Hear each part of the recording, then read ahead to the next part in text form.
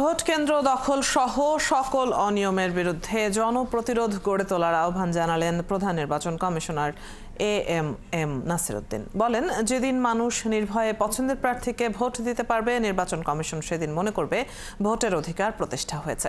সোমবার সাভারে বাড়ি বাড়ি গিয়ে ভোটার তালিকা হালনাগাদ কর্মসূচি উদ্বোধন অনুষ্ঠানে তিনি এসব কথা বলেন। তালিকা হালনাগাদ কার্যক্রমের মধ্য দিয়ে আনুষ্ঠানিকভাবে ভোটের যাত্রা শুরু হয়েছে বলেও মন্তব্য করেন প্রধান নির্বাচন কমিশনার। আরও জানাচ্ছেন ফারজানা আক্তার।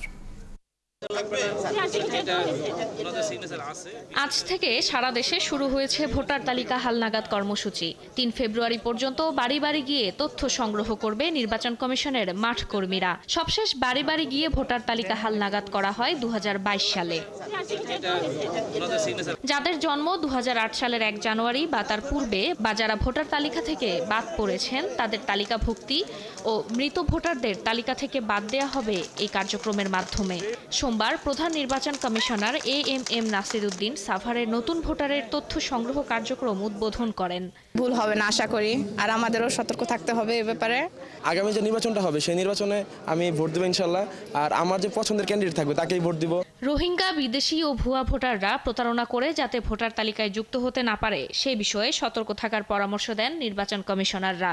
মাঠ পর্যায়ে যখন তথ্য সংগ্রহ করতে যায়, একজন যাচাইকারীকে যখন জিজ্ঞেস করা হয়, সেই যাচাইকারী যদি একটা সম্ভাব্য জনপ্রতিনিধি হওয়ার স্বপ্ন দেখেন, তিনি করেন কি তার সমূহ যে ভোটার আছে তাদের ১৬ বছর হলেও ঢুকায় দেয়, আর যেটা তার প্রতিপক্ষ মনে করে ২০ বছর হলেও ঢুকতে দেয় না। ৫০% শুদ্ধ করবেন, ৬০% করবেন, ৭০% করবেন, তা নয়, কিন্তু এটা করতে হবে শতভাগ।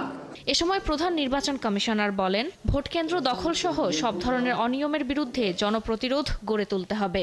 এই বাংলাদেশিরা ঐক্যবদ্ধ হয়ে তাদের ভোটের অধিকারটা আদায় করবে এবং আমাদের নেতৃত্বে আমরা আছি আপনাদের সাথে। নির্বিঘ্নে, বিনা দ্বিধায়, ফ্রিলি, ফেয়ারলি, ভয় ভীতিহীনভাবে নিজের পছন্দের প্রার্থীকে যেদিন ভোট দিতে পারবে সেদিন আমরা মনে করি যে ভোটের অধিকার প্রতিষ্ঠা হলো। ভোটার তালিকা হালনাগাদ কর্মসূচি শুরু করার মাধ্যমে ভোটের আনুষ্ঠানিক যাত্রা শুরু হয়েছে বলে মন্তব্য করেন প্রধান নির্বাচন কমিশনার। ফারজানা আক্তার, ৭১, সাভার।